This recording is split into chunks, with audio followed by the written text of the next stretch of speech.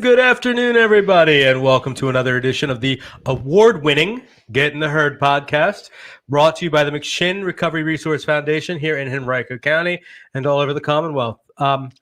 Today is Tuesday, February 16th, 2021, and we have two special guests with us today, Todd.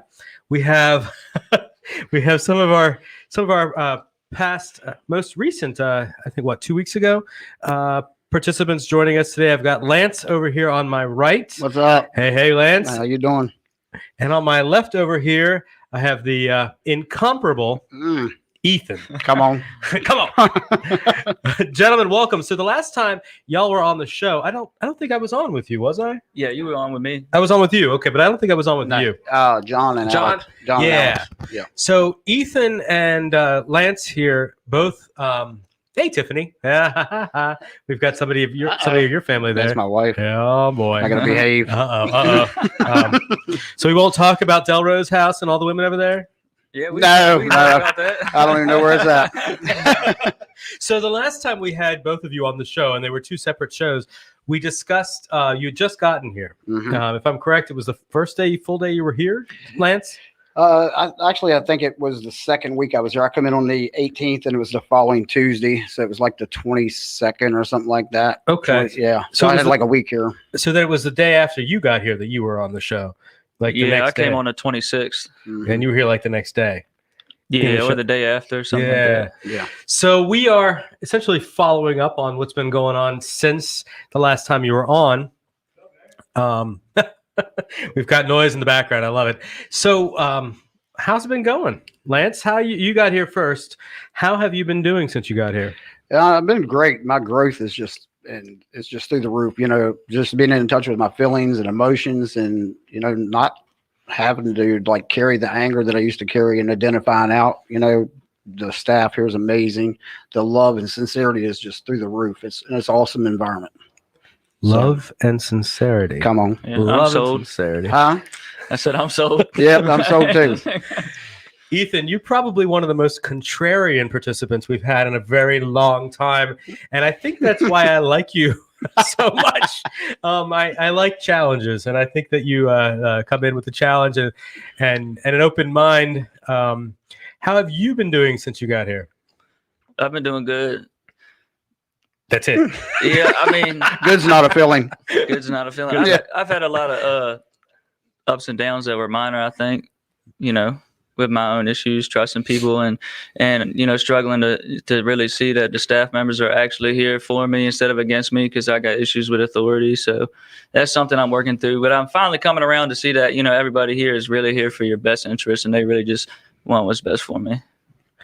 What gets you to that realization? How do you feel about that? The trust issue thing. I like that as a topic. I mean, I have like trust issues. I'm a outgoing, loving person, but a lot of times that mask is, like underlying feelings. I would use that to deflect the true feelings I was having inside, depression, anxiety, stuff like that. Now, I don't have to hide them feelings. I can identify them feelings and stuff like that.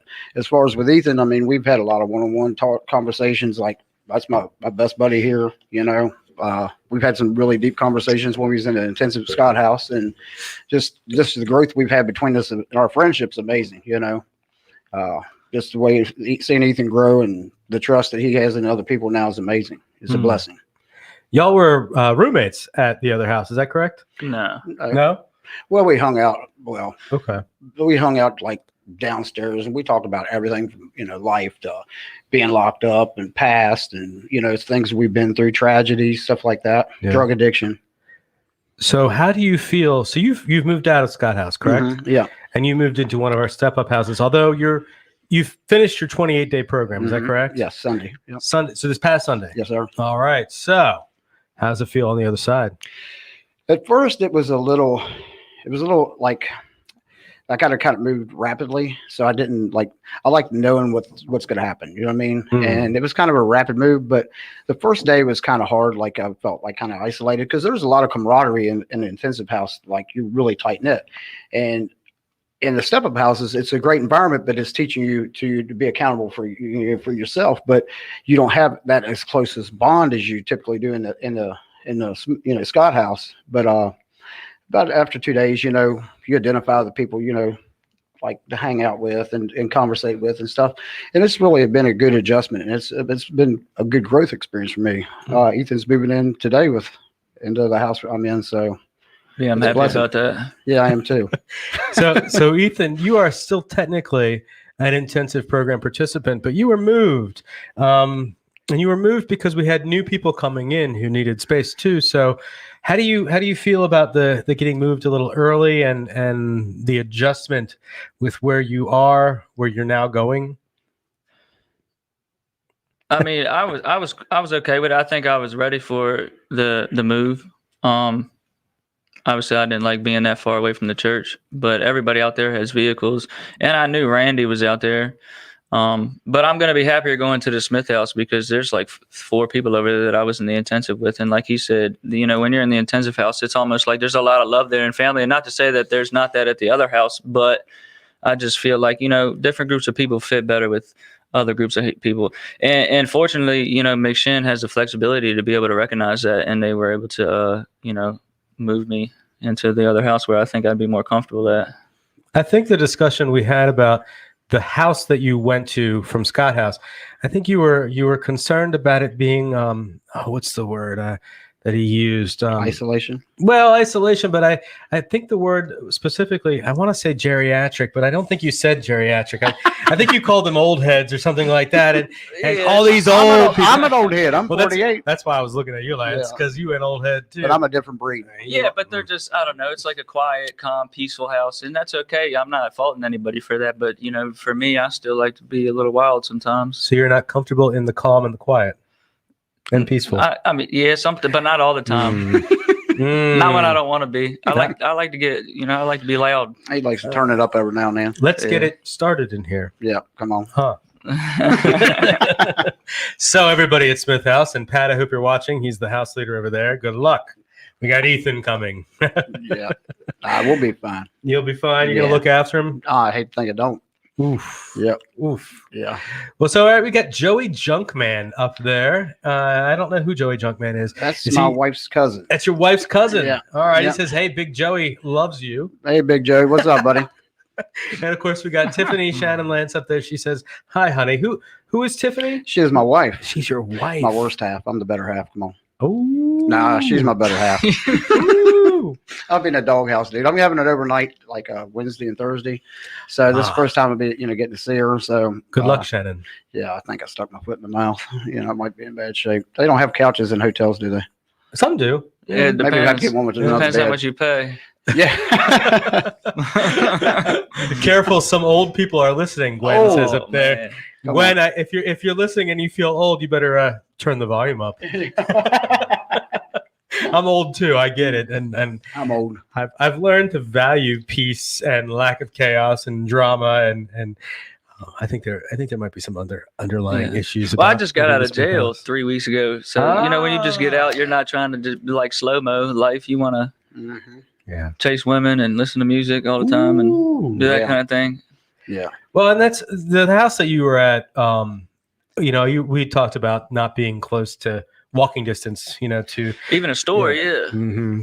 So I think the opportunity where you're going now is that you'll have that, close by. You'll be proximity to the Recovery Community Center here. I like that. So yeah. All right. Well, so you're moving today. Is that correct? Probably after we finish this podcast.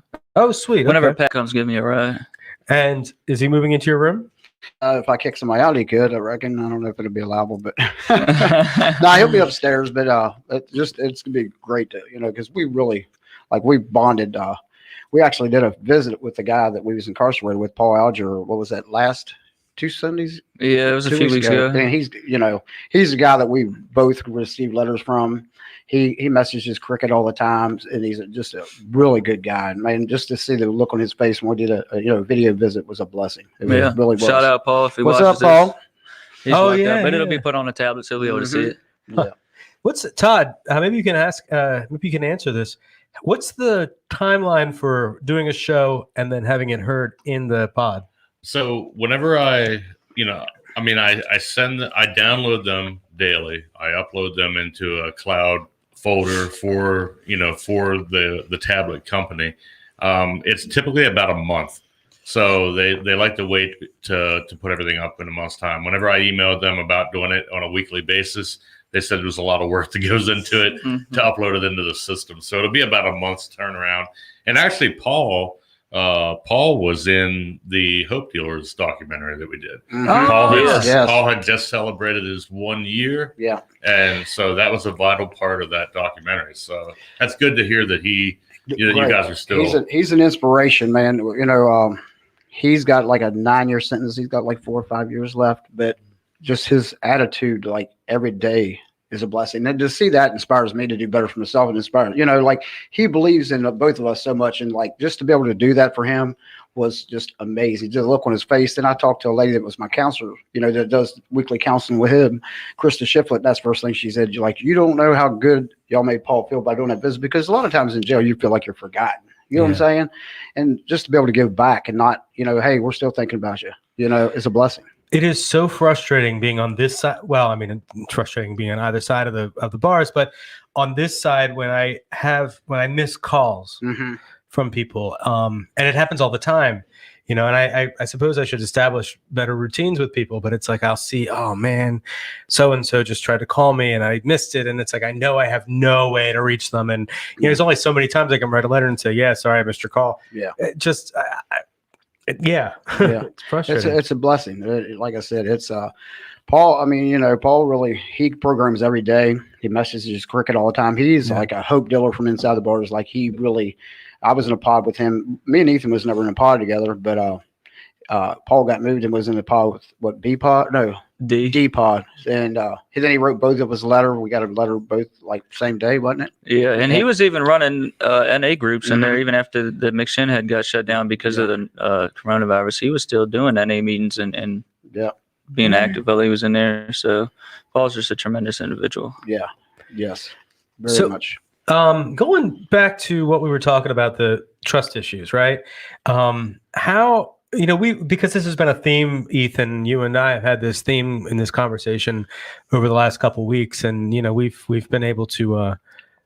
I continue to tell you, I enjoy y'all's company. I enjoy your company. You come in there and challenge me and contrarian and all that. But listen to music. Yeah, well, I listened to. Yeah, it was a good day. Well, yes, that was a fun day. Yes, it was. We had a couple weekend before, but that's trust issues. Now, I'm not going to ask where that came from, because I mean that's a therapy session over months probably. How are you overcoming the trust issues now? What are you doing to trust people, to trust the process, maybe even trust yourself? I don't know, because I'm still not out of that mode and not trusting people yet, but I'm trying to step out and give some people some faith, and hopefully they'll do the right thing. I really it takes me a while by people's actions to see whether they're going to do right, and I still always hold that reserve that they're not going to. So it's still a hurdle I'm going to have to jump. Do you approach new people you meet with, and this is something I'm gonna probably, I want to try to quote you exactly. Well, I don't want dead space either. I know that when we talked earlier, we talked about immediately jumping to someone's going to screw me over. I don't think those were your exact words. You were more eloquent. Right. But assuming that somebody's going to screw you over. And I think we were specifically talking about dating. I think I said that I have this tendency to believe that everything is impermanent. Yeah. Sooner or later, it's going to fall apart. I like that. Because I also believe everything is impermanent. And I think my challenge is to appreciate and find the gratitude and the beauty and the impermanence. I think we took it a little further and went to the not trusting anybody because it was impermanent. Well, maybe I'm going off on a tangent here. What do you think? What's going on? About not trusting people? Yeah. I mean, I had trust issues, to be honest. I had, once I got counseling while I was in jail, I learned I had like abandonment issues. My parents split up at a young age. My mom took my brother, and I was left behind with my father. So, just having them love issues, not feeling good enough to be loved, and just expecting that letdown. My grandmother's kind of raised me, So I know where Ethan's coming from. That's why I think we identify so much with each other, because we've been through that. We've been through loss, friends and stuff like in the drug game, and we've both been incarcerated. But that's a hard issue, especially when you felt like you're always looking ahead, like for that letdown in that person. And I've kind of tried it. Like I really get in my head a lot, and I think about, well, I'm just going to live in the day. And I used to not do that. I'm always looking ahead, living in today, and the blessings in each day is what I'm, like what I go by now. If they let me down, that's fine. But at least I had an opportunity to be in their lives and them be in my lives. Everybody doesn't have our best interests at heart, not all the time. So, but if you just treat everybody you the same and love them the same and operate in love, if it works out, it works out. If it don't, hey, you might have made a difference in their life. They might have made a difference in your life. You're not out nothing. I think some people, I think I can learn something from everybody. Mm-hmm. Sometimes what I learn is what not to do. Right. Right. When I think of being a newcomer walking in the doors at McShin or anywhere, but I mean, my experience is McShin. So walking into a place where, here, this is an authentic peer recovery community organization, right? Everybody working here is a person in recovery. And that's almost always the case. Occasionally, I think we have some interns now who aren't in recovery, and bless their hearts, I try to scare them. I got remind me, I got a story about that. But well, I'll just go off the tangent now. We had an intern right after I got here, and as a participant when I was here, and this guy. It was a woman. Yeah, it was a woman.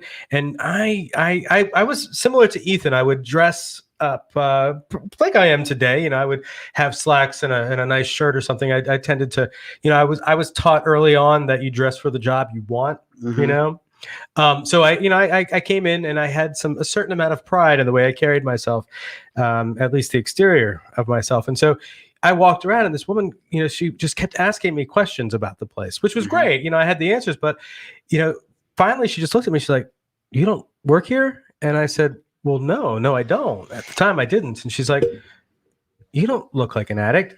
And I was like, "Yeah, you ain't gonna last." And I don't think I ever saw that woman again. So yeah, what does an addict look like? Yeah. My daughter, I think me and you was talking about that when my daughter come down to visit, and she's like, everybody she met, she's like, "Dad, he's an addict?" I was like, "Yeah." And she was like, it just blew her mind, I was like, because she's never seen the grimy part of us, and like when we're down at rock bottom, because they see us now, we're healthy, we're fat and happy, Yeah. and we're in our true feelings now, but they never like see that other side, the other side of the coin, and like it blew her mind, the people she met, and the people I was in the house with and stuff. And she's like, "Well, Dad, they don't really strike me as addicts." I was like, "Yep, everybody here is an addict."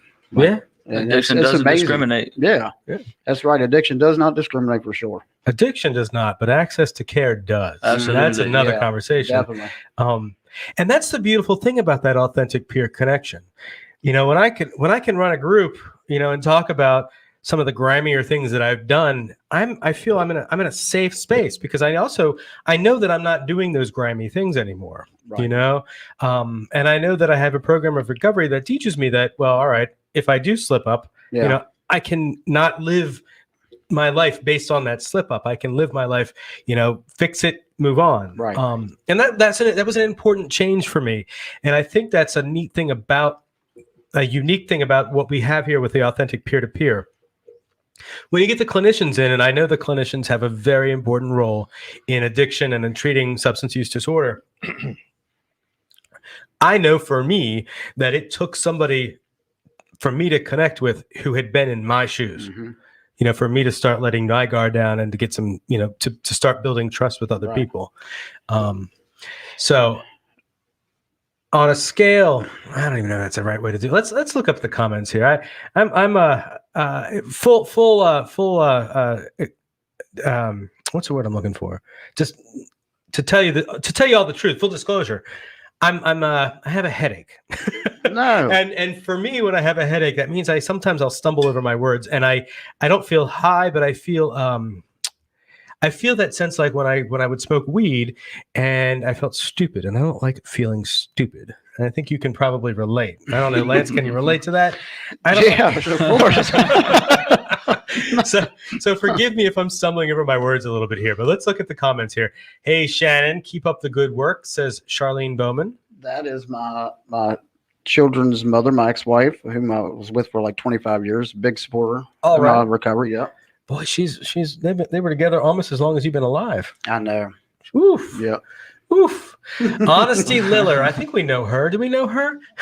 She says that negative outlook on addiction is so annoying. Come on. Uh-huh. That's for sure. And she's right. I mean, the thing is like we battle stigma everywhere we go, right? Just every time I got pulled over recently, I got a reckless driving speeding ticket the other day. It's another story. I know my addiction will manifest in other ways too. Again? Yes. Again. Oh Lord. Well, the first one wasn't. comment, Todd. The first one wasn't because it got pled down. Anyway, we're Moving forward. moving forward. But I had that. I have a sticker on the back of my car that says "Addiction Survivor." Ask me how. And I feel that sense of, oh shoot, I'm going to get hassled. I've been stopped, for speeding, and I think the 2 traffic times. No, 3. I got into a car accident last year. So I've dealt with police officers. I know this is not saying much about my driving, is it? Remind me not to ride with him, Ethan. Ethan's thinking, I want to drive with this crazy guy. He doesn't value his life like we do. Uh-uh. Nathan, slow down. Honesty, Lila says. But those interactions with the cops, like I'm putting myself out there as an addict, as a person in recovery. It's scary. I mean, that first time I got pulled over for speeding last year was the second interaction with cops, but the first time, for a driving thing, and that was nerve-wracking because in my head I'm thinking I don't have anything on. I went through the whole checklist of, and I kind of had to sit there and go, oh yeah, right, I'm okay. Yeah. Me and someone was just talking about that the other day when the cops got behind us. He was like, I ain't got to, Yeah, we don't live like that no more. Yeah. I know. I was in Joyce's office and the RICO cops come in. They come in and I was like, Joyce, can I get underneath your desk? She's like, no. I was like, never mind, I'm good.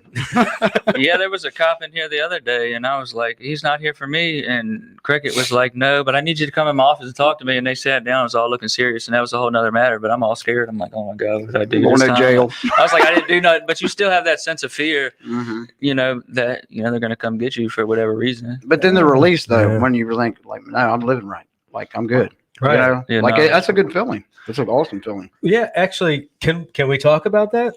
Yeah, everything's on the table. Everything's on Oh. So you had I respect boundaries, I do, and I don't want Yeah. to put everybody's business out, but you recently had a scare. Yes, I did. Talk about that. Well, I failed a drug test for alcohol. And they called me into the office and they were like, you want to tell us anything? And I was like, no. And the cop is standing right outside of the office. And he's like, so you don't have anything you want to tell us? And I'm like, oh my God, what did I do this time? Just because it seems like I'm always doing something. And they were like, so you didn't fail a drug screen? And I was like, I shouldn't have. And it came back as alcohol. And I said, I flipped out and On the instant cup, yeah. did my own little crazy thing. he was in mad mode. Yeah, because I, go straight to the worst case scenario. I'm like, oh, I'm going to jail. And, Cricket, he was like, calm down. We're not talking about, going to jail or anything like that. But so I went in a second cup and it came back again for alcohol. And I was like, I had a little experience with the type of test they use. And I was like, listen, there's over 100 household products that can cause you to pop positive on one of them drug tests because ETG tests are extremely sensitive. So I was like, you guys got to send that to the lab. And, of course, I had a few people that didn't believe me. They were like, well, if you drank, you should just tell them. And I was like, look, I didn't drink. And then it came back yesterday that it was a false positive and I hadn't drank anything. So I was vindicated. Well, so I want to, and we've talked about this. So I know that, what's been going on, but how did that feel inside to know that you hadn't done what you did, what the cup said you did, and to have people challenging you? It made me almost want to say, well, I'm going to give him a reason to give me a dirty urine now and go get high, to be honest. Did you do that? No, I didn't, because I have those thoughts doesn't mean I have to act on them. But look at the positive side. Feelings of are it. not facts. The positive side of it is look at the trust you build out of this issue. Yeah. Because your word's good. Yeah, my word. Well, not only is your word good, but think about what you did for yourself there. Because at the end of the day, the idea of going out and saying, well, damn, I'm in trouble anyway, even though I didn't do anything, and to go out and do something to prove, okay, well, fine, is my first reaction too. Like, I get that feeling, and I can't say that I wouldn't have done that. Yeah. So the fact that you didn't do that and you stuck around, and I saw you that night. In fact, I didn't know what was going on when I saw you, and you were pretty calm. And we talked about it that night. Well, it was for alcohol too, so I wasn't super worried. Probation is not going to violate me for alcohol. It's not that big a deal. I mean, I'm not minimizing alcoholism or anything, but if it would have been for like cocaine or some type of opiates, then I would have been I might have thought about leaving. I would have been scared. I feel like I'm traumatized by getting locked up so much. I got a fear of getting locked up. So when I do, you go into fight or flight mode, and that's what was happening to me at the time. Yeah. But the good thing about being here is like, look how everybody like rallied around you, and it's like, don't worry about it. That's the love and that sincerity. Yeah, I did. Last night, I actually had everybody from Scout House called over to the New York house where I'm at now, and they all put me on speakerphone and wanted to check on me. We just want to make sure you're okay. There's a lot of love that goes around here. There's a lot of camaraderie. So it's nice to know that there are people that, have, really care about me and want to check up on me. You can understand, however, I would hope, you're a smart, intelligent man. You can understand how it might be our first reaction as staff here to think that you might have actually, used and failed that drug test because you used, right? Yeah. I understand where the caution is, because there are a lot of people that do use and then try to lie about it. And so I understand. Well, it's almost like the cards tend to be stacked against you in your own mind. I mean, I've been in a similar boat. I have two thoughts here. Number one. So first thought was I was on the third floor when all this was first coming out, when it was going, so I actually heard this conversation between like you and, Cricket and yourself. I mean, because my door was open. Yeah. And I was like, damn it. I was like, I didn't give him that freaking camera, and I didn't have my daily diary going on that you've been doing. And I really was, I was mad at myself because I was like, I don't think that he used. I'm hoping that it didn't. I would like to have had that on camera, just to have your whole thought process, just from the producer part of it. Yeah. But I mean, number two, I've been in the same boat, but on the flip end, when I was in Pennsylvania, I was daily reporting to a daily report in the summer. And so there was a time that I had violated my county parole, and I had an experience with the ETG test, and so but I was actually drinking, so it came back that it was positive. But I did my research, and I had one hell of a freaking story that I was telling these guys, so and they believed me because of my honesty. So we could take that either way. I mean, if we if you have a good character, we can manipulate that as well. But I mean, luckily in your case, they sent the test out. You got the actual results. Like where this one they didn't. They just believed me, and I got away with it. And I learned, okay, well, I can just get away with it. Well, then it wasn't long after that I was locked back up, right, because I created my own shift. But had I had the integrity like you did, it just stay put, let it ride out, because it would have looked all the more guilty if he just would have left. Yeah. So the fact that you had that safety net around you, so I think speaks a lot more about your character than you realize. So appreciate it. Yeah. I'm glad you stayed. Yeah. Well, those are just thoughts. I'm definitely not going anywhere. I wouldn't let you go cycle nowhere through those things in your mind. Cycle through, get angry, say some things. I wasn't here that day, so I'm almost sorry I wasn't up here on the third floor listening to what was going on. Well, but I don't sit up here and eavesdrop. I hit a cup. You use a cup against the door. Yeah. What are they saying? He's got microphones all over the building. That is true. We thought it was a camera downstairs at Scott L. In the basement? No, I did find it. I found a little camera that was like in a pile of stuff under there. It wasn't plugged in or nothing, but I went and we got rid of shoved it up in the corner in the bathroom as a joke. And like someone came in the bathroom and was like, what is this camera doing? We had to check it out first, though, make sure it wasn't real. That would not be making any of the videos. So. Is it? We used to have the Zoom meetings there. Is that what that camera probably was? More than likely. Yeah. Well, I think David Butts and the other guy, they did one of these podcasts. Yes. I think it might have been left over there from that. Yeah. Jason and David had did a podcast, and After Hours 1 month ago, so it's probably left over from that. Yeah. So gotcha. Our stuff just sort of goes through. So, Shannon, Yes, sir. now that you are out of the 28-day program and now you are learning some new things and getting along in a new environment where a lot of the guys are already working and whatnot, how is what's the next step for you? What's the shift for you? Oh, actually, I did have a specific question. When you moved over there, did you do transition paperwork? No. Okay, well, we'll talk about that. Yeah, You're doing it now? I gotta get with Mo to Okay. start that. As far as transition wise, I had to get some stuff straightened out. There's the things you let lapse in your life, and when you're in active addiction, like I didn't realize my driver's license was suspended. Getting like health issues straightened out, dental work and stuff, things that you don't typically take care of when you're in that active addiction. Yeah. Like it just takes the back seat to everything else, So it's just. We're laughing because we're watching the comments. And honesty, the CEO, she goes, "Cameras in the bathroom. WTH." Yeah. I chose not to show that comment. Well, and you didn't.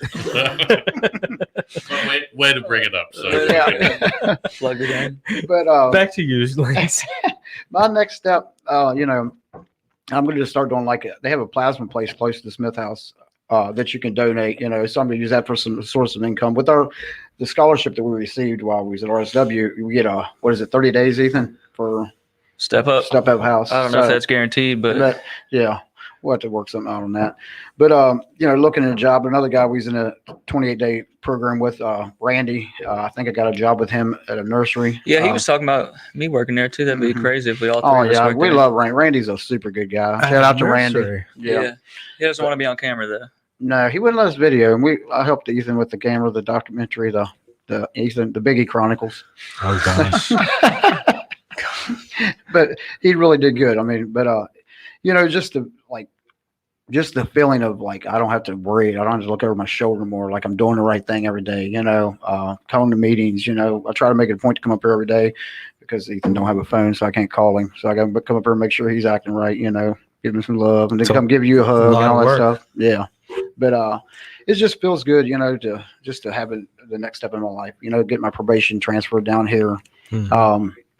I talked to my probation officer today, and he's like, "Well, as soon as you get a job, we'll work on that." And I used to not like probation parole. I'm not gonna lie, because Used to? well, I still don't. I'm not gonna lie. Let's just be honest. Yeah, but then I looked at it from a different perspective. I give people empowerment over me by my actions. And they're there for a reason. I was a CEO for 10.5 years, and I still I don't like authority. Man, that's kind of crazy and ironic, but it's the truth. You were a CO? Yeah, For I 10 didn't and a know half if you years. wanted to talk about that, but Yeah, I don't mind. Yeah. I remember when I got locked up. Wait, whoa, Whoa, hit the reverse. Beep. This is new information, brand new information. It was a podcast, Ethan. You didn't watch it, dude. Addiction does not discriminate. No, it doesn't. I didn't know. I just okay. So you were a CO at one point. At a prison, Ethan was at Augusta. Then I worked Wow. at. Actually, there's two guys. Dave, that's here. I supervised him when I was a CO. Like that kind of ironic. A lot of times he's like, "What happened?" I was like, "Addiction doesn't discriminate." Yeah, absolutely, man. It touches everybody. Mm-hmm. But Ethan's. I mean, I don't. You mind? I mean, he's did what 8 years. Over 10 10 years in a month or Yeah. something now. So just to have a common ground, because a lot of people view when you see like, oh, he's a cop or whatever, but that's never been an issue between us because I've been on both sides of the fence and I know what it's like to have that addiction. And once you identify with somebody and you find that common ground, you can build a rapport with them, and that's where me and him's like have a really tight bond, and it's good for both of us because we feed off each other. Like he's kind of the match and I'm the gas, or vice versa. I don't know how we would say. We have a good time, and there's a lot of love between us. But just to look at it like that and say, man, he worked 10.5 years. He did 10 years in prison, and just to have the relationship that me and him have in this environment is awesome. Because it's crazy. But I had like 15 years sobriety, and I hurt my back putting up tree stands for deer hunting, and a doctor put me on prescription pain pills, and that was downhill. Wow. And not having the tool. If I had to have the tools that I have now with 12-step, NAAA, everything, then I might have had to continue with sobriety, but I didn't know about addiction. The knowledge I have now, I wish I had then. Mm. So, yeah. We were talking earlier about getting into the science behind the chemical dependency and what happens to the brain. Information that I don't know anything really about that. I know the emotional and the psychological stuff, that happens to me when I'm and what's happening to me now. I think for me that's another step, to learn about that. And I think it might be something I suggested Ethan maybe think about learning about that as well. It seems like he's got this trying to find logic with everything in the world kind of a mind. It's a He's really young man's problem. He is so brilliant. I've told Ethan, I was like, he is the next superstar. Like his potential is like through the roof. Like we've talked about that, like for real. He is like awesome and he's super smart, and once he gets past them trust issues and all that underlying stuff, like the sky's the limits for him. He can make an impact in so many people's lives. Well, we all can, but he is really super smart. Yeah. How do you feel hearing that? I like it. You do like it? I hear it all the time, but yeah, it's I value both of y'all's opinions. So to hear you guys say that, it makes me feel good about myself. Oh, I don't know that I ever said you have potential. Yeah. And I don't like that word because you know what potential means? I can use the S word, right? Yeah. Potential just means you ain't done shit yet. Not yet. Unrealized potential. But just expectations. But one of his things we talked about, and I know Ethan will remember that, is like when he said he was in like jobs and stuff, like he felt like he could do better for himself. And that was like one of his pitfalls. Remember? We talked about that, and I was like, I was like, man, you're like, he was driving a tractor trailer and stuff, and we've had some really deep conversations about everything in life, and loss, gain, everything, the drug addiction. But like he is so intelligent, like some of the stuff comes out of his mouth. I'm like, man, he makes me look stupid. I gotta quit hanging out with him for real. But I'm the funny side of the story. You know what I'm saying? I got to find somebody else dumb as me to hang out with him. No, that's my buddy. I couldn't do that. He'd be lonely. That's why he got moved, because he's going through withdrawals. Lance withdrawals. Come on. You're the heart of the operation. Yeah, that's right. Yeah, you're the what is it? He's got the looks and you got the brains. Yeah, sort of. He got the looks and the brains. I'm just here. Come on. I'm his cheerleader, dude. He's got the humor. You need one of them shirts. I was stupid. Got the arrow. No. We compliment each other because I'm older. Like he's close to the same age. Well, he's 31. So my daughter's 26. But I call him son all the time and stuff because he's super. His potential is amazing, dude. Like for real. And the things he did with the video camera, like, and I'd watch him and kind of give my thoughts and stuff, like to see him open up. I mean, you saw in the process that he opened up, and got in your feelings and stuff. I was like, man, that's awesome.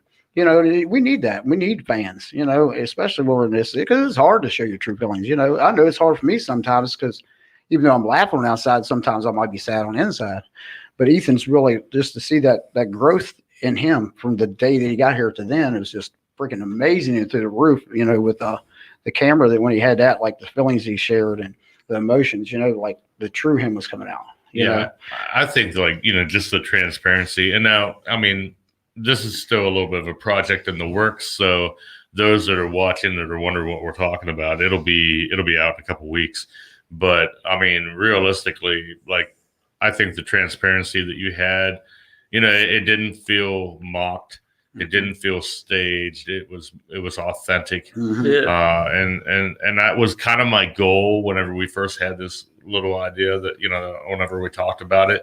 And, I really appreciate that, what absolutely. I saw. So, and we'll follow up with it here this week. But I just, like Shannon is exactly right. It definitely was very authentic. And I think that's a side that more people need to see. Yes, absolutely. Because I mean, we can do feel good videos all day long. Yeah, and that's fine. We need to showcase that, But at the same time, like people already deal with enough stigma, whether it's stigma from the family end of having a loved one in addiction, or stigma of the addict themselves battling addiction. I think that we really need to have a very transparent and clear vision of what it looks like for the individual, because, we tend to forget about that. We tend to focus on, as individuals, I tend to focus on my feelings, and I don't necessarily put myself in someone else's shoes per se. And so, I'm really excited to see where this does go to. And so I really appreciate, how open you were with that camera idea. Yeah, absolutely. I mean, I think that's one of the biggest things we need to do to combat stigma is to create a narrative. That's what social engineers do. Anytime we have a huge topic, immigration or anything, they make a movie about it and they humanize it, and a narrative changes people's minds, because then it gives you into the personal lives and struggles of somebody, and it lets you see that these types of people, whoever they may be, are real people and they really have feelings and emotions too. And we're not just people that do drugs. We have families and lives that are outside of that as well. Yeah. Yeah. That active addiction. I mean, I coach youth sports for like 15 years, and the last couple of years, I was starting to get high. And I thought I had everybody fooled. I was fooling myself, because I didn't think nobody noticed, but people notice. You can't hide it for so long. It's going to manifest in some aspect of your life for sure. Yeah. I have photos that come up in my Facebook feed, from 6 years ago on this day, and I'm like, wow, Right. How did I think everybody was okay with that? How did I think I was getting away with this? And I think about that when we was up there listening to music and stuff, we was talking about our past, and when Nathan, shared a lot about his life, and I view, this is how I see you now. I can never picture you as that addict and stuff. You know what I'm saying? Because this is how I've known you. And I'm like, because you're a super smart dude. You're fun to be around. You're really a positive energy. And I mean, anytime I have a down day, I know I can come talk to you and you can cheer me up. Me and Ethan come up and hang out. We did the circle song thing, and that was fun. I liked that, and I knew you both were going through it that day because of PhoneGate. Dun, dun, dun. Yeah. PhoneGate. Somebody called it that a few days ago, and I thought it was funny, so I've been sticking with that. And it's what's fun. I realize I'm specifically getting to a specific thing here, but something like that is inevitably going to happen every couple of weeks, every week, really. I mean, we're going to have some kind of, it seems like the most dramatic thing. And the people involved, it's scary. It's a trust building exercise too. It's like, I did the wrong thing, or maybe I didn't do the wrong thing, but let me justify and rationalize it. But wait, hold on a second. And there might be real consequences to what I just did, or what just happened around me that I didn't stop. And those consequences, often when we get to, and Ethan and I were talking about this earlier, but often when we talk here about consequences, we sometimes will go right to the death. Yeah. And then that's, and I'm not going to minimize that, because that's a minimize. Sounds good. Yeah, there we go. We'll go with that one. Same but different. Same but different. I don't, and I purposely do want to laugh a little bit too, because I don't want to minimize the possibility that death can happen, because it does happen all the time. Absolutely. There are things that also happen consequence-wise that are also very, very ugly and awful. And so I know that sometimes it's the easiest thing for us to go to when we are talking about consequences here. And sometimes that can be you hit a hammer, you hit something so much that it becomes ineffective. So I like to remind myself that there are other things that could happen to me. First of all, if I go back to using, I'm probably going to lose my job. Right. And that sucks. Yeah. But at some point in my recovery, and other things will happen too. My connections with my family and all the healthy relationships. I'll stop having money and food. And, I had a job for a long, long time where I was still living on the street, even though I was making decent money. Right. Just because, so, at some point there was a flip in my brain from, I don't want to use because of these negative consequences to, thank God I'm not using today because of these positive things that are happening in my life. Yeah. I think that's the goal. Yeah. You need to shift your mind state to that. That's the first time I've heard you say that, but that's powerful. Yeah. And that's not something that happens every day and overnight. It's just something that happens gradually over time and more and more and more. And, for me, I talk about I talk about my morning routine all the time, right? I talk about, you guys have heard me talk about this. And, I get up in the morning and I make my bed, and that is so integral to my recovery. It's the most important, probably the most important thing I'm going to do all day, because it grounds me with some gratitude, because I do not wake up every single morning going, yes, let's do this day. Yeah. You know, most of the days it's like, oh, I'm going to be 45 soon. And I have constant, I have aches, constant pains from old trauma. You know, I don't have my teeth in first thing in the morning. So that does make me feel old, you know. I'm working on them.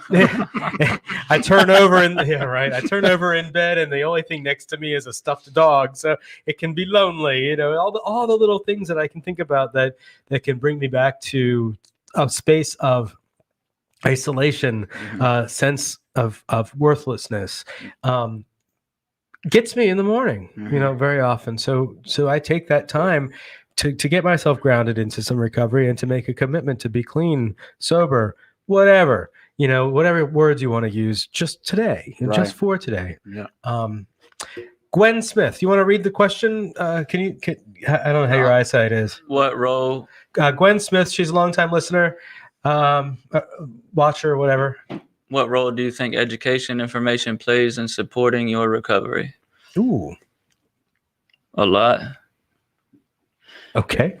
You want to go? You want me to certainly a succinct answer. Well, you have to be informed and educated about your disease in order to know how to recover from it. If you don't know what's wrong with you and the process you need to go through to fix that, then you can't fix it.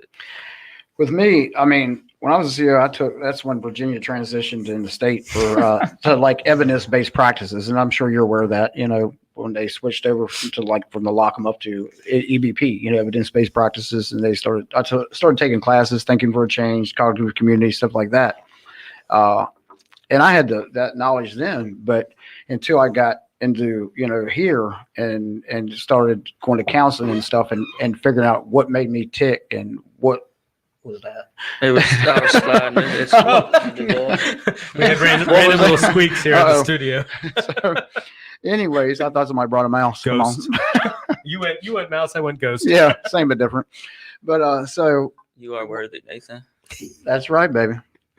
That's what my counselor used to tell me. You're loved and you are worthy. You're made with a purpose. But just having the knowledge and, you know, that I have now and going to all the multiple, that was a good thing about intensive. We would go to NA, AA meetings every night, CA, like every night, you know, and we would complain about it. And we ain't used a lot of it, but it's, you know, it's not force fed here. You choose your path of recovery here. And that's what I like about McShin so much is like you choose your recovery.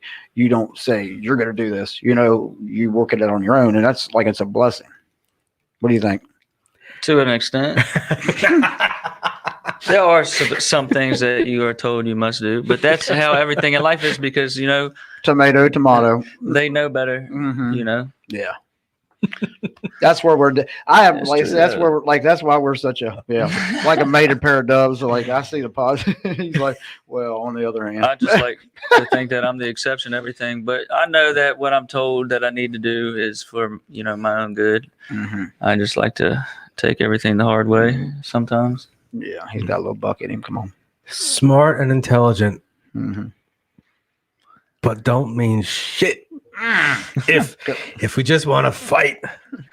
But to his growth, like since he's been here, like, you know, the things that he's been through and the growth on the camera and the growth with the, you know, the urine analysis test. I mean, it's like amazing. When you see people coming in, you know, when we was in intensive, it's amazing. It's not Ethan. You know, we do 10 step every night over there. And you know, that's where you get rid of your feelings. You know, you're good, you're bad, your resentments, what you're grateful for, and what you need to work on. And man, that's a powerful thing. Like it works really great because once you learn to express your true feelings and what you're going through, and you get it off your chest, you don't internalize it. It helps. It really helped me a lot. I know you was there today when I went through a pretty tough part of my life. So yeah. What now for those listening? Now put yourself in the place. Okay, remember where you were and listening to these podcasts. When we talk about 10th step, now we are talking about two different things, really. We're talking about which are the same but different. So the 10th step in a 12-step fellowship is we continue to take personal inventory, and when we were wrong, promptly admitted it. Now, 10th step meetings that we have in our housing, that takes on a sort of a different character. Mhm. Explain what happens in the evenings together it's kind of like the last thing of the evening that you guys do as a group. Well, what we were doing over there recently, you just answer like a few questions. What did you do good today? What did you do bad today? What are you grateful for?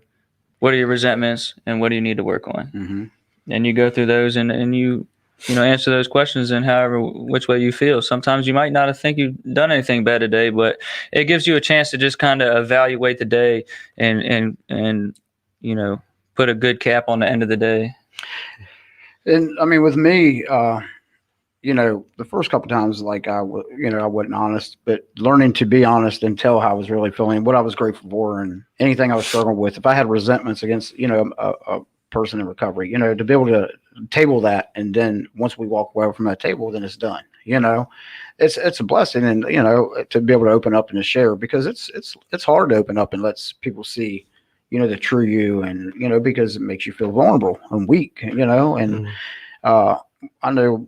Just going through that, like when you first get there, you don't really want to, you don't want to share a lot. And then once you get that trust, that tight camaraderie, then you start trusting the people around you, and you share more, it's an awesome thing. Because while I was, over in the intensive house, I had a traumatic experience with my daughter. And Caitlin, please forgive me, but she was pregnant and miscarried, and man, it was tough because I lost my mom while I was incarcerated, and I was like, man, what else? It was a tough experience. But you was there that night when I shared, and man, I broke down and cried, but I felt so much better the next day, and it was a great experience, like for me to identify and to be able to talk about it and not internalize it and carry it. I don't need to carry it, I need to let it release. And that was awesome. I'm not gonna lie, it was hard. It was hard for me to let it go, but I let it go. I didn't carry it till the next day. A burden shared is a burden halved. Mm-hmm. What do you all learn from being in that moment, being vulnerable in that moment with the guys you leave, like we were talking about earlier, you fart and shit with all day? It was in a group. We talked about it. I mean, the love, I'm a hugger, that I hug you every time I see you, but there's so much love between, and even now, even though we're in different houses. I mean, when I come here, man, I hug everybody, and we all do, tell each other we love each other. And it's just such a tight bond here, man. It's just the love you feel, and it's just an awesome environment to be in, and there's the growth potential that you experience here, going to classes and having to, different people teach the classes, you and John and Jesse, and it's just an amazing environment to be in, that you feel like you're comfortable, and you're comfortable when you're in skin to share, and feel vulnerable, and be able to express your true feelings, Yeah, regardless, even if you are going to be judged or not. Mm-hmm. Yeah, because that's important too. There is a lot of love and honesty that goes around here, but that doesn't mean everybody here is going to be that way. Some people might judge you, but that's an exercise in life. You got to be willing to be vulnerable in front of people that might not like what you have to say, and that's okay. 10-step meetings also give you a chance to kind of confront some of the issues that you might have in the house, and that, addresses conflict resolution. As addicts, we get so caught up in crisis mode all the time where everything's a crisis. So even something so small as, someone did something in the house that made you mad, it gives you the ability to resolve that as an adult and talk about it, instead of going in a crisis mode and thinking that oh, well, if I say something to him, then we're going to end up fighting or something, taking it to the extremes, which a lot of addicts, including myself, have a tendency to do. Definitely can relate to all of that. It is coming down to about the end of the hour over here, gentlemen. We've had some great comments through here. We've had some good conversation here. These are two very, very special participants here, and everybody's special. In their own way. Come on. Unique. Special. Yeah. Where's my helmet? Jeez. No. I'm sorry. Not that kind of show. But what makes these two particularly special here is that so much of what we've put out, through these podcasts, we've they've listened to while they were incarcerated. And I am encouraged by that willingness to come back and want to help the next person listening to these podcasts, because what I learned for myself in my recovery is that it ceases to be about me anymore. I'm coming up on a what you call a celebration. I don't even know the word. I told you headache. I'm coming up on a celebration, and I, kind of like, well, am I going to celebrate or not? An anniversary, am I going to celebrate or not? And it's funny. I've given this suggestion to so many people. It's like, it's not about you. It's about all the other people getting hope from it. And still, I'm sitting here going, I don't want to do that. I don't want to be. This is going to sound funny coming from me, but it's like I don't really want to be the center of attention, believe it or not. There are places I am comfortable being in that center, but there are some places where I'm just not. And I will sit in a celebration meeting and I will judge my recovery against somebody else's recovery. I will look around and I'll say, look at how many people are here to see me for my anniversary. Right. Ooh. And I know my ego has a tendency to flare up. Right. Yeah. At any time, really, but especially in those moments. And especially when I'm particularly vulnerable right before my anniversary date, because part of me, this year, actually, maybe not as much as it was last year or the year before, because that first year I was thinking about what was happening the year before, which was all the horrible things that happened right before I got clean. My second anniversary, I was still looking back at that stuff, but I was looking at, how cool last year I wasn't doing all that stuff. And now I'm coming up on a third anniversary and I'm like, it's like making a photocopy of a photocopy of a photocopy. It's like, it's just not washing away completely. Yeah. It's just more of I have other things on top of that now. It's like, okay, great. I did all that crappy stuff, 3 years ago, but you know what? I'm not doing that today. Right. But it can still trick me. And especially with my ego. Like the movie Groundhog Day. Yeah, right. Mary Carr says, I enjoyed listening today. My son gets out of jail. Sorry, Mary, my glasses. My son gets out of jail next week, and I'm trying to prepare for supporting him and his recovery. You've all touched on so many things that are so familiar. Yeah. I know someone with the last name Carr that's in jail. Yeah. RSW. RSW. Yeah. Is it RSW, Mary? Well, without going too far into that, Mary, we can always,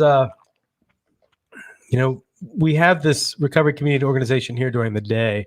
And what did she say? You best celebrate your recovery, Nathan. Oh, she's in Michigan. All right. Well, Mary, it's important to get connected with a recovery community close by. And soon as he gets out, and the thing, like my mom will tell you, Mary, that like she could never convince me that I needed help. She would never have been able to, and she probably never will be able to tell me that. Maybe now, I don't know, but I don't know. It really wasn't until I was ready to make a decision, and have people around me who had been in my shoes. And I love my mom to death. And I have a relationship with her today that's fairly healthy, and I am grateful for that. I just know that her trying to help me became enabling for so long, and it was really not healthy for either one of us. So, Mary, for you and your recovery, because this is also about the family, I hope that you have an opportunity to reach out to Al-Anon or Nar-Anon or some kind of family help for yourself, because we know that the family is also in recovery too. This isn't a one-person disease. So anyway, with all of that, I have appreciated these two very special guests today. And as always, I'm grateful to you, Todd, phenomenal producer. We'll be back here tomorrow. So we'll be back tomorrow during the day, same time slot, 2:00, and we'll just go from there. I believe Friday, Honesty had come to me about Friday. I believe that's this week.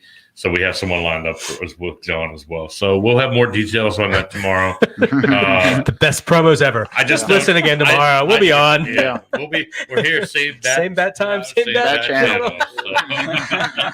All right. Well, thank you, everybody. Thank you all for listening and participating. Honesty, it was good to have you as a sort of backseat co-host there. I appreciate you being on. And listening into us. Thank you much. Have a great day, and yeah, and let it be. I don't know. Stay safe. I don't have a son.